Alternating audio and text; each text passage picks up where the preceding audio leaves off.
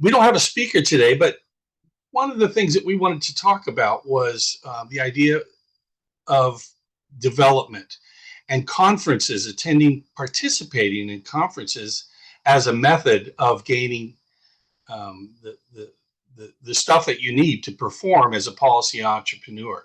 And that's what this is all about. The cafe, we meet once a month, and it's more play, and it's nothing formal. It's a conversation like you would have at a coffee shop. We have some structure to it. We don't talk about issues.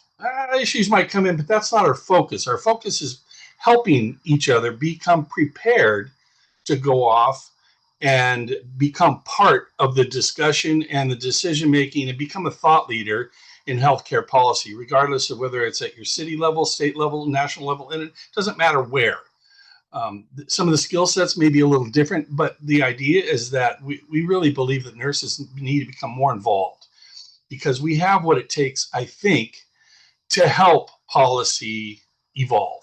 And we probably could all agree that there's a need for that, regardless of the topic. So as we talk today, I'm going to present something on thinking about how to become prepared. And one of the ways that I think about it is through the lens of systems thinking. So I'm going to talk a little bit about what my ideas are to apply systems thinking, complex adaptive system, to becoming prepared. In other words, how are we creating this NPEC? How are we creating this project to help people become prepared? How do we go about that? How do we think about it? And also, Grace is just back from Norway, or is it Norway? Oslo, Norway. Helsinki, Finland. Helsinki, Finland. So she's going to just share some of her thoughts, not just about the conference, but about how that conference benefits the work that she's doing in policy management. So we'll have some conversation, have some discussion. A reminder, if we're talking about content preparation, not so much about issues. That's not really in our scope. We are recording this. We try and put a video up every month of the cafe so people that aren't able to attend can view it. So we have videos from the last 2 years. We have videos from all sorts of different contents. We have legislators, we have staffers, we have folks that have testified, all kinds of different ways. There are many ways to learn, and that's just one of the approaches and methodologies that we use to help people learn. So during the cafe, initially this was just a cafe, and it's expanded through some great work by some of our teammates. We have an internet website that has a lot of resources, and if you haven't been there, please take a look at it. It's growing constantly. We're trying to add content that will be helpful to everybody, regardless of what sort of work you're involved with. And so today I'm going to talk a little bit about my thoughts and systems and how we think about the world. And I'm not going to take long, but then I'd like to have Grace talk about her conference, because the bottom line is we'd like to talk about how attending a conference can be so beneficial and how we can take advantage of that methodology in order to prepare ourselves to become effective thought leaders and healthcare policy reformers. So I became interested in systems some time ago as I was working with suicide prevention and working on my doctoral project, where I thought about with this system of suicide prevention and recovery and all those things. Started thinking about more systems approaches rather than a linear approach to things, which is more traditional. And so I came up with this thought of a hierarchy that's based on pertinence, not necessarily power. So I call it a hierarchy of pertinence.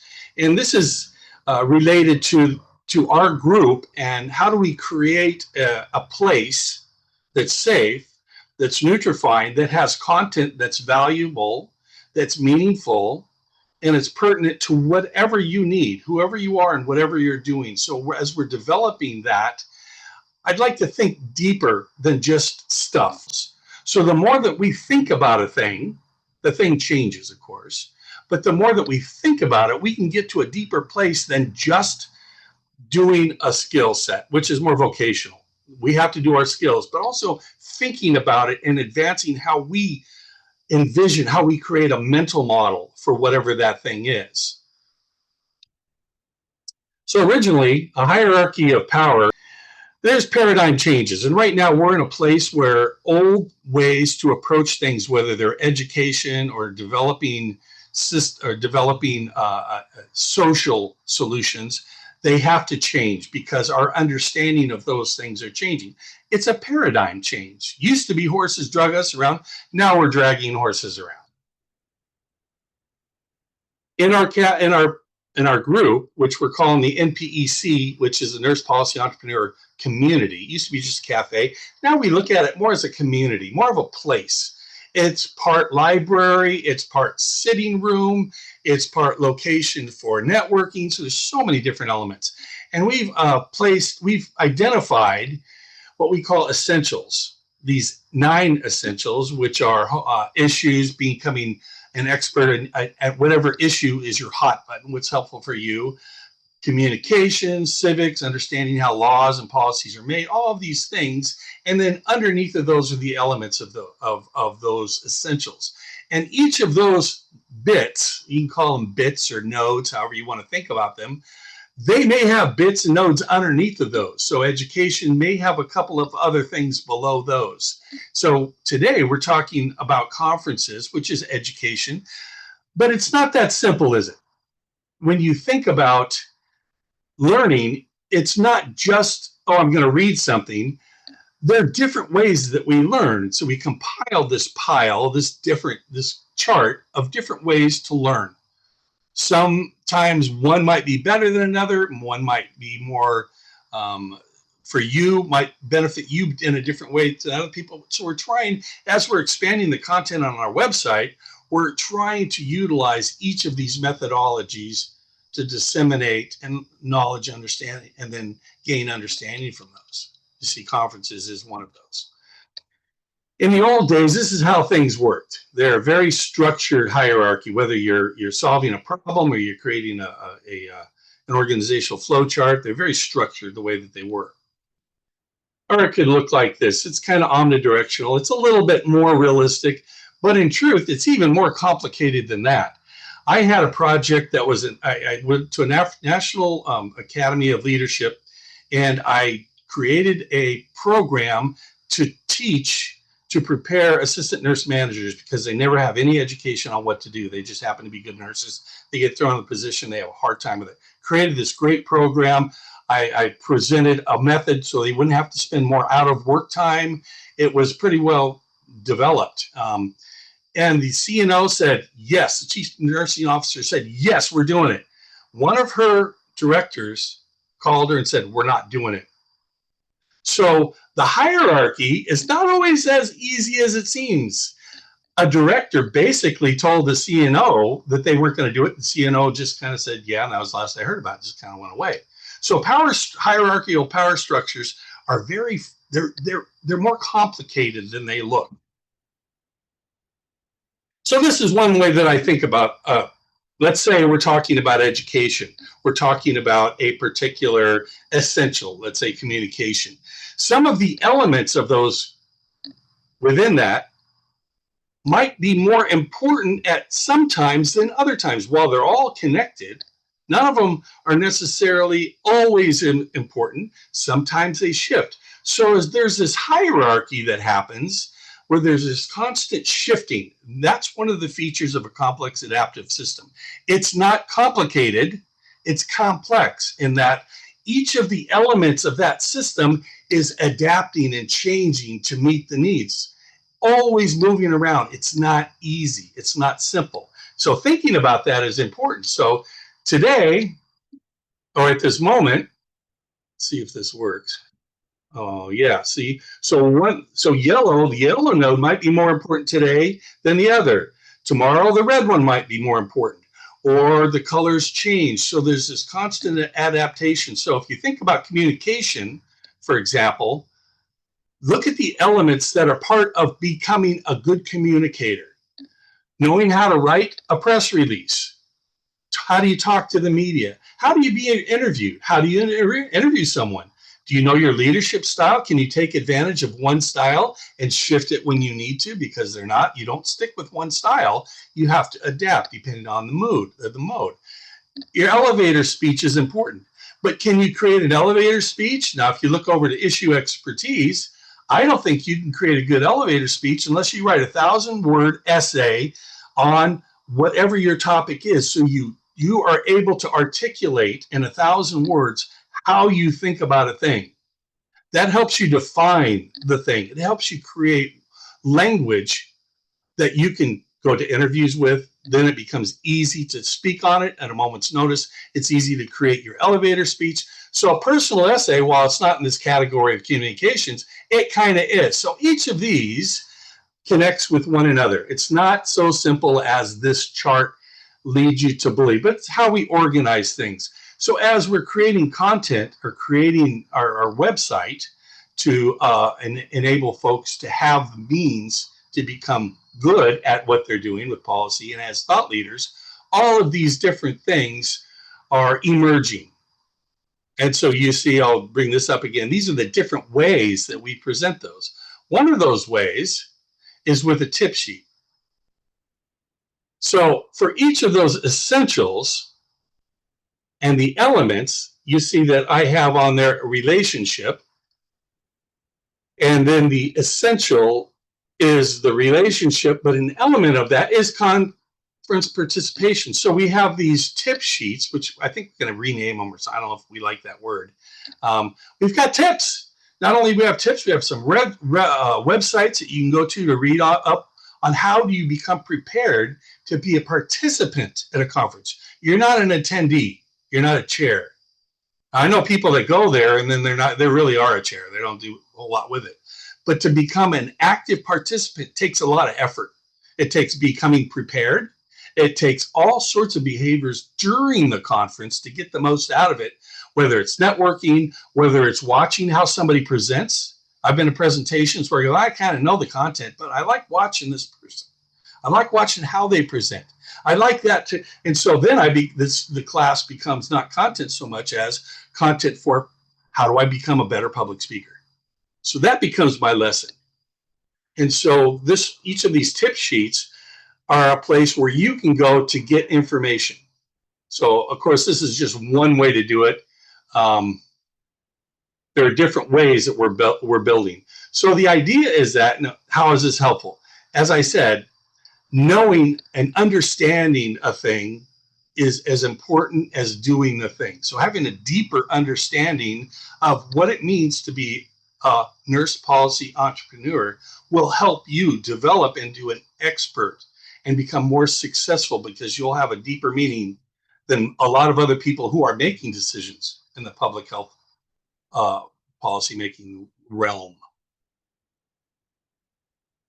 So you see, we've got some kind of tips and all kinds of things like that. So we're creating these different tip sheets for each of those elements within the essentials. And there are a lot of them. And, we don't want to be the ultimate, which is why we're always referring to websites and videos where you can go and get other stuff. But this will help at least get you started. Because that's one of the common questions. How do I get started? Now, not everybody's in the same place. Some people are more advanced. You might benefit from some of these tips. People that don't know where to start, this is a good way to just start thinking about it. How do I become prepared?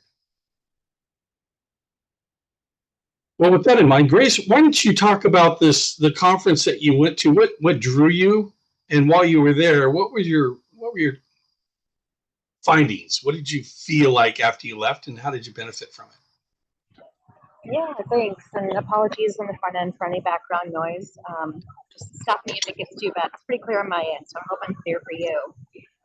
So I just came back from Helsinki, Finland, where it hosted I think it's almost 30th International Council of Nurses Congress. This is something that's hosted every 2 years, I learned. And this was the largest one. There were 7,000 nurses in attendance at this. My background is in critical care, but I've got a deep, deep passion for global health and advocacy and policy. I'm very active in multiple organizations for nursing advocacy. And I feel very passionate about having all nurses in all settings from every level around the world introduced to the idea of health in all policy. So that's taking our nursing expertise and using a health informed evidence based lens to introduce or inform or discuss or bring to highlight the health implications of all policies. So this is, policies that are more than just healthcare related policies, because we do know as nurses that everything in the world either impacts our health or our health is impacted by it. And the way that I relate this to global health is we all understand the idea of the social determinants of health, right? So where we eat, where we live, where we play, all these things, our built environment have health implications. And really what I've gleaned is that the social determinants of health really stand as a proxy for the sustainable development goals. This is 17 goals that were put out by the United Nations, in which all sectors across the world have come together to have healthier people on the planet overall.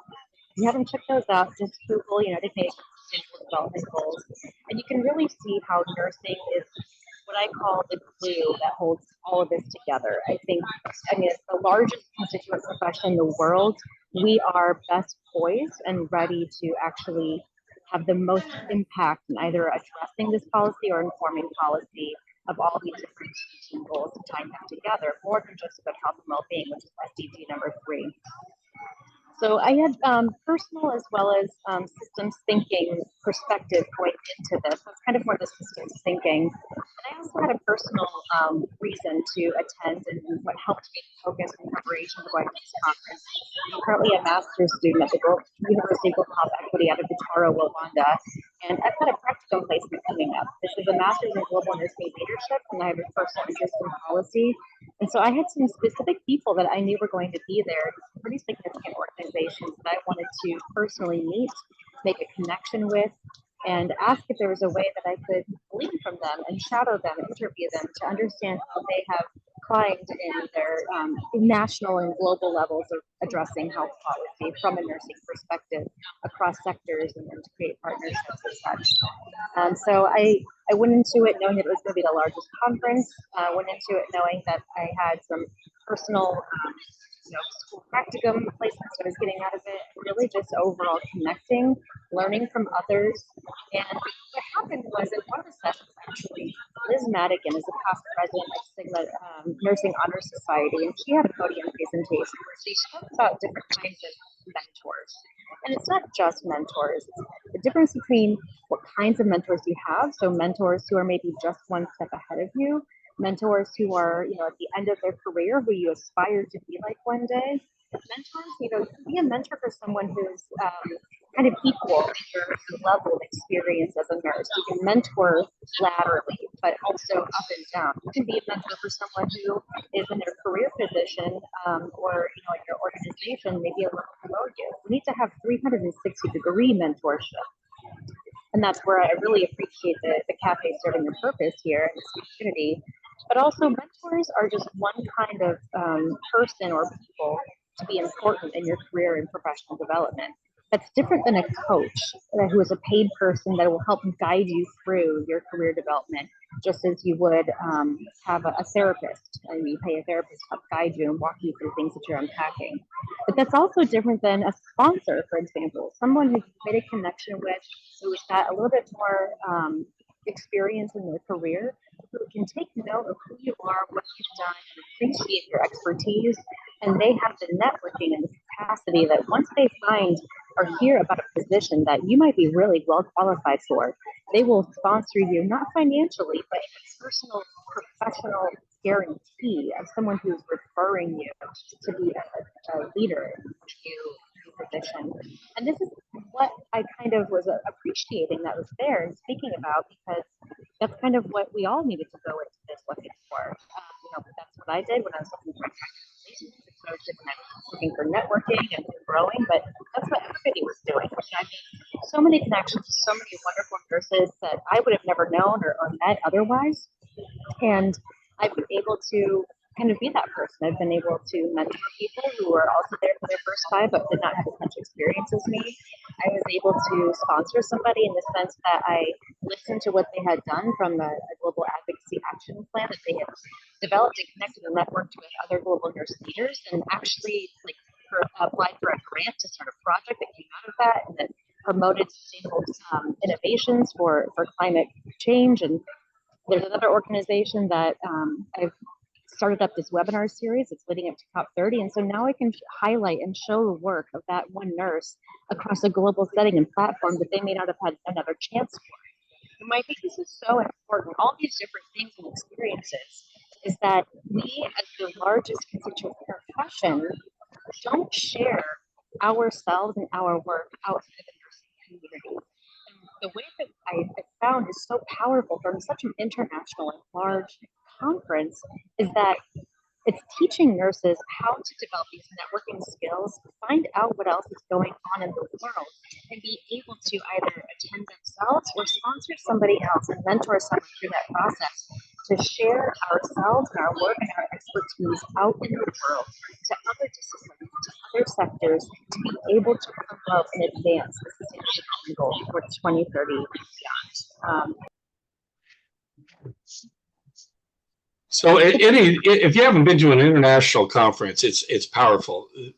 Being able to be around people that are coming from different experiences is just mind opening. It changes your perspective on everything. So if you haven't been to one, if at all possible, you should really attend. Not only do you meet some cool people and meet people that you probably will know forever, because the networking part is so important, but the way that you think about your world changes, because all of a sudden you're introduced to another person's world, and then several people get together and you're all talking about your different worlds, and it's just a powerful tool to think about thinking. Your worldview changes.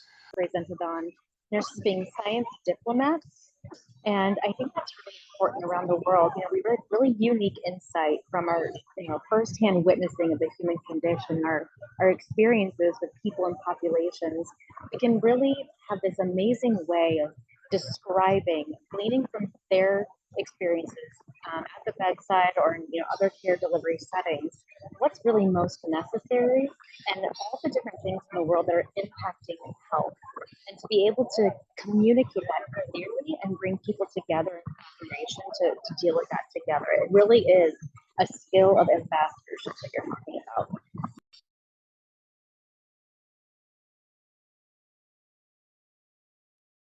I like the idea of diplomacy. I know through nursing, we're not taught really about communication so much. I think I have seen great nurses being diplomatic through conversations with patients and their families, especially families, because families are not always included. So being able to connect with them and even negotiating, the idea of talking amongst one another with respect and coming up with an agreed upon care plan is not always easy. And that's something I think we could benefit from in school. I don't know if they're teaching that now, but I certainly wasn't taught that.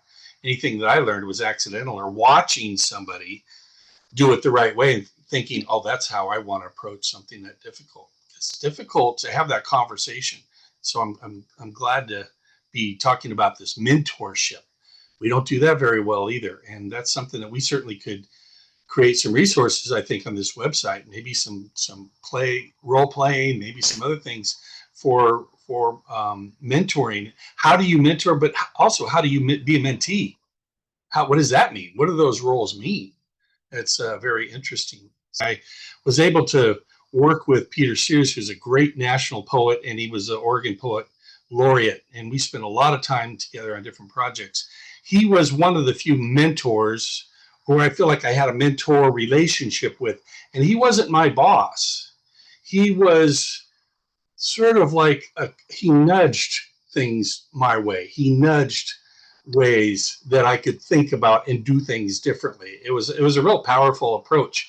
But what I think is, this is my own opinion, is we talk about theory and how we think about things.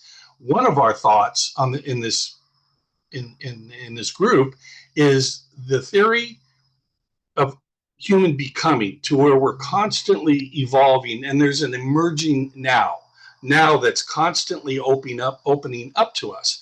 And in that, there are these paradoxical concepts, to where sometimes we're teaching, sometimes we're learning. Now with Peter, we did not have a power structure. It was, we were just really kind of yin and yang on things. He knew stuff I didn't know. I knew stuff he didn't know. There was no power there involved at all. It was, how can we help each other become a better emerging, a better person and becoming. So to me, when I think of mentoring, I don't think of a power hierarchy. I think of and my presentations about hierarchy. I don't think about a linear top to bottom hierarchy. I think of somebody who you connect with, you feel comfortable with, who you align with in some ways, maybe not always, but there's this back and forth sharing, because you both want each other to elevate up to your greatest you. I think this speaks to the beauty of the nursing profession, because I don't know if there are any other profession not only as large as ours, but as diverse as ours, not just in our clinical settings, but in all other ways in the world that we bring nursing to a professional career. Even if we don't, use our RN license first, but we're doing, we always use our informed healthcare lens with what we're doing. We've been a nurse. And so to have such a large group of nurses globally and to have such diversity, there's always going to be something to learn from another nurse. I appreciate everybody coming. I hope that this was helpful. I hope this changed the way that you think, maybe become inspired to do a little bit more. As you wander through our website and you see things that may be broken or you can add to them, one of the pages is to contact us and give us feedback. You can always email me, send me an email on our nurse policy cafe at gmail.com, and we can get together and have a chat, go over stuff. I'd love to hear from you individually if you'd like. And if you know anybody who might be interested in joining up, please share. I like to talk to people, explain what we're doing. So if that's interesting, if you know somebody might be interested, let me know and I can talk to them.